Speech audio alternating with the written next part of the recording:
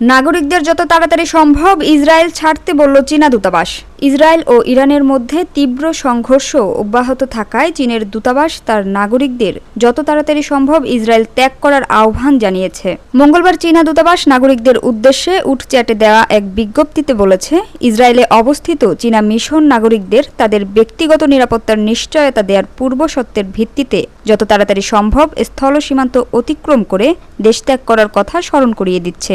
নাগরিকদের জর্ডানের দিকে যাত্রা করার পরামর্শ দিয়ে দূতাবাস আরও বলেছে, সংঘাত ক্রমশ বৃদ্ধি পাচ্ছে, অনেক বেসামরিক অবকাঠামো ক্ষতিগ্রস্ত হয়েছে, বেসামরিক হতাহতের সংখ্যা বাড়ছে এবং নিরাপত্তা পরিস্থিতি আরও গুরুতর হয়ে উঠেছে।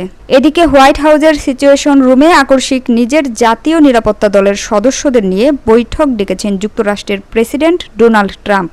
স্থানীয় সময় মঙ্গলবার কানাডায় G7 সম্মেলনে ছিলেন ট্রাম্প। সেখানে সফর সংক্ষিপ্ত করে তিনি দেশে ফিরে যাচ্ছেন। এর মধ্যেই নিরাপত্তা দলের বৈঠক ডেকেছেন তিনি।